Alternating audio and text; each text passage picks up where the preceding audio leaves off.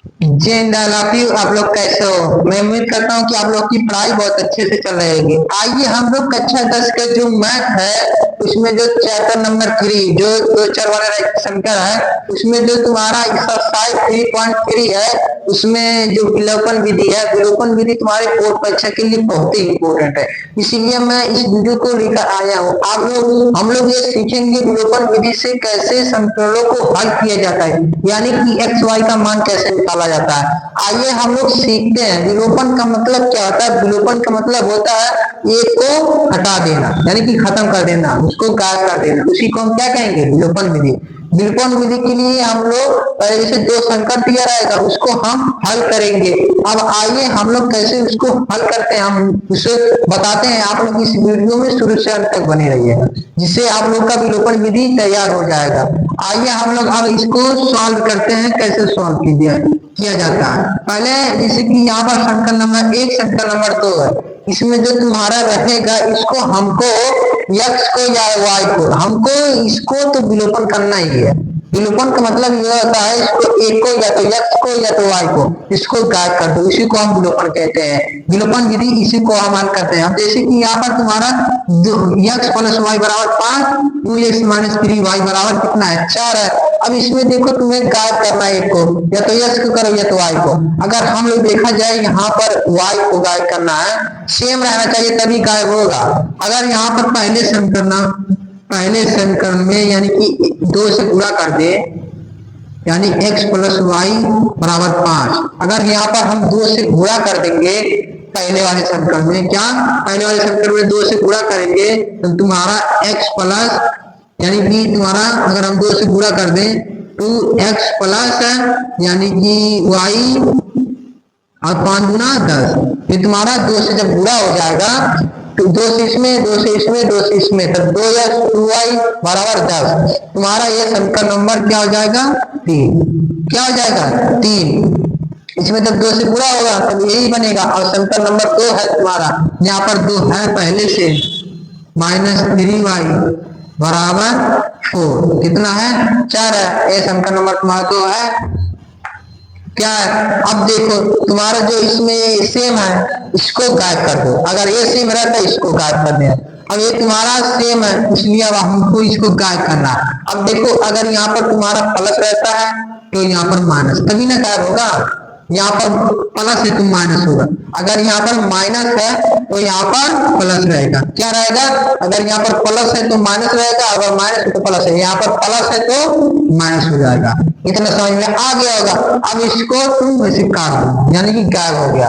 अब यहाँ पर देखो प्लस प्लस जुड़ता है, यानी कि 2y प्लस 3y बराबर, यहाँ पर जब तुम्हारा 10 में से -4 घटेगा तो कितना आएगा? अब इसको सॉल्व करो, 3 2 यहाँ पर सेम है इसलिए जुड़ जाएगा। यहाँ पर 3 2 5, कितना आया? अब 10 में से 4 घटेगा कितना आएगा? 6 आएगा। कितना आएगा? 6 आएगा। अब y का मान कितना आ गया बाबू?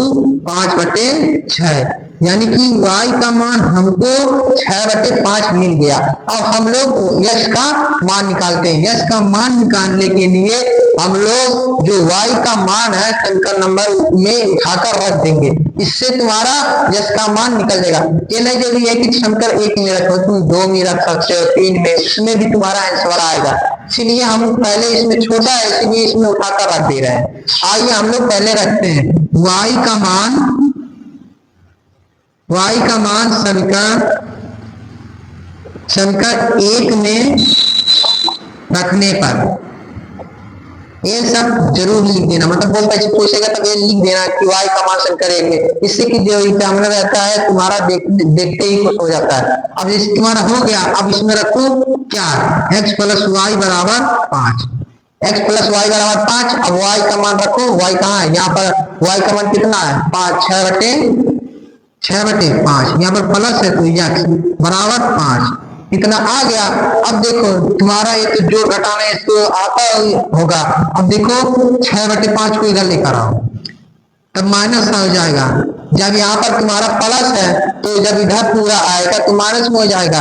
तब x बराबर तुम्हारा 5 25 -6/5, कितना आया। अब तुम्हारा जो x बराबर यानी कि जब 25 में से 6 घटाओगे तो कितना आएगा, 19 आएगा ना।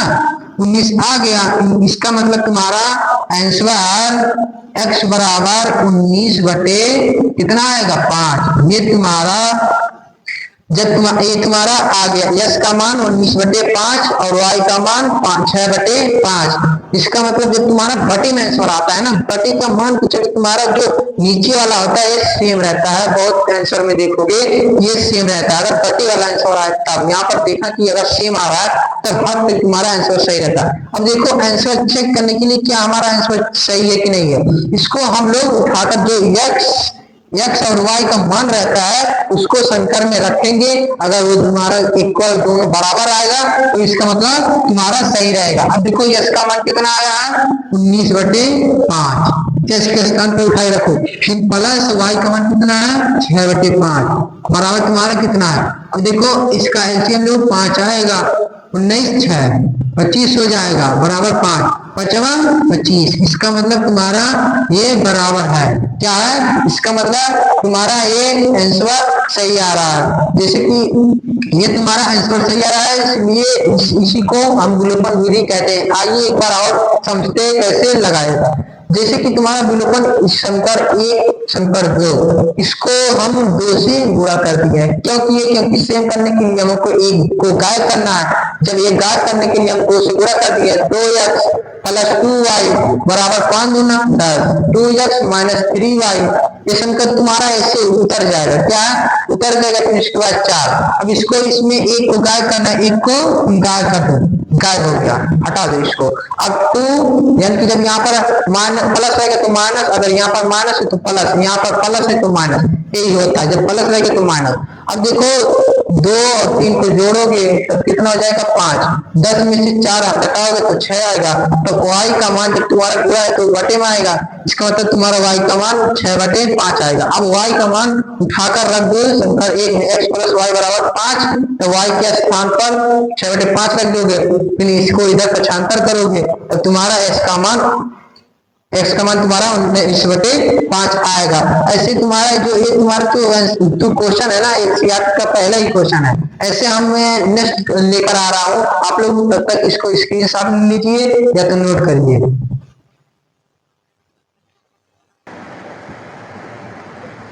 आइए, जैसे कि तुम्हारा पहला क्वेश्चन हो गया, इसको तो समझ में आ गया होगा। अब नेक्स्ट तुम्हारा जो दूसरा सवाल है एनसीईआरटी का, उसको आप लोग समझिएगा। आप लोग जैसे कि अगर जिसको आ रहा है वो अपना कॉपी पर लगाइए, और जैसे कि जिसको नहीं आ रहा है मैं बता रहा हूँ। जैसे कि यहाँ पर आप तो समझ में आ गया होगा। अब किसी एक को तुम्हें बराबर मतलब एक को सेम करना है, या तो y की करो या तो तुम x से करो। अगर यहाँ पर x से हम किए थे, यहाँ पर तुम y से भी कर सकते हो, ये नहीं कि जरूरी है कि x से ही तुम्हारा रहेगा।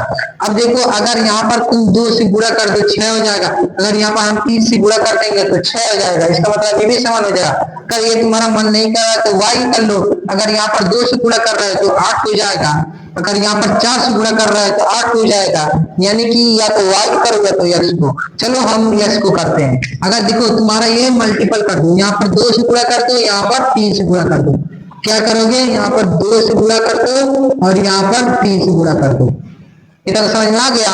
संकर 1 में तुम्हारा 3 से गुणा, संकर 1 नहीं तो संकर 1 में 2 से गुणा कर दो।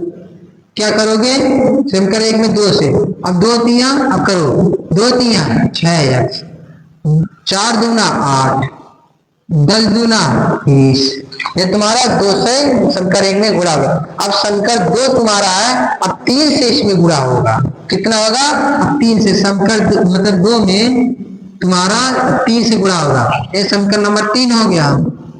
अब संकर नंबर तुम्हारा 4, अब देखो 3 से गुणा करो, 3 दूना 6x।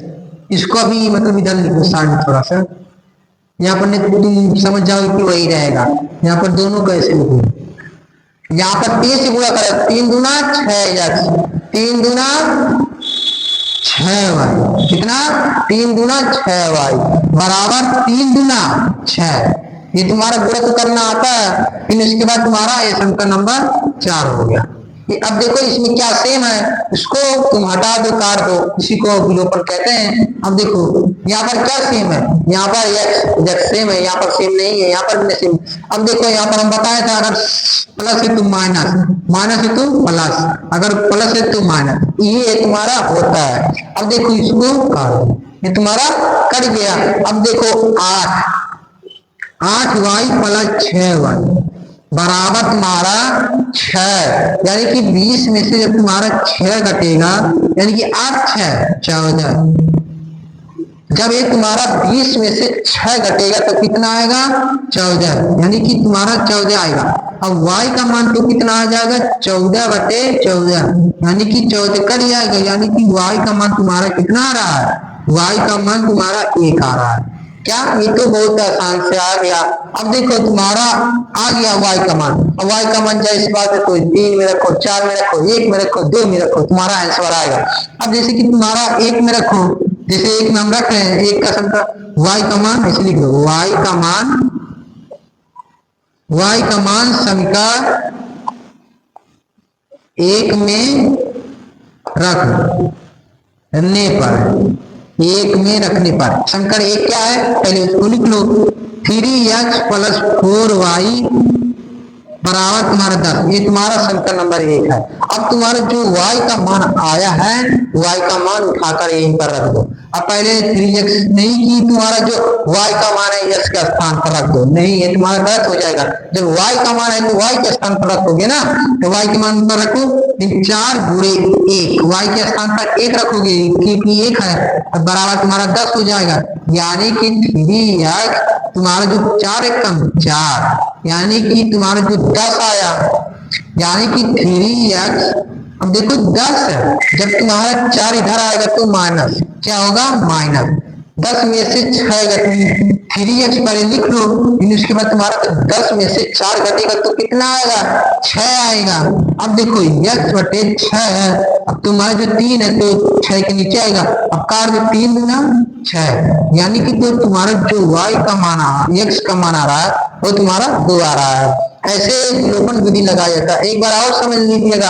अब देखो इसमें 2 से गुणा किया गया, इसमें 3 से गुणा किया गया, 2 3 6, 4 दूना 8, 2 5 6 10, 10 दूना 20, अब 3 दूना 6, 3 दूना 6, 3 दूना 6 हुआ तुम्हारा 6 6 6 आया, गुणा कर दो। अब इसमें एक को ब्लॉक कर दो, यानी कि हटा दो, ये कट जाएगा तुम्हारा 8 6 14, 8 6 14 होता है ना, नहीं कि 13 होता, 8 6 14 हो गया, 20 में से 6 घटाओगे 14 आएगा, फिर y वो 14 के नीचे आ जाएगा, y कट जाएगा 1 आएगा, फिर इसको y का मान, अब देखो 1 आ गया, अब इसको y का मान 1 2 3 4 में रख दो आएगा, y का मान समीकरण 1 में रखने पर तुम्हारा समीकरण नंबर 1 क्या है, 3x प्लस 4y बराबर 10, अभी y का मान उठाकर यहाँ पर रख दो, तो तुम्हारा 4 1 कम 4 10 बराबर, यानी कि 4 इधर आएगा, जब प्लस है तो माइनस हो जाएगा, 3x बराबर 6, x बराबर तुम्हारा x बराबर तुम्हारा 2 आ गया। अब देखो चेक कर लो आंसर सही है कि नहीं, ये तुम्हारा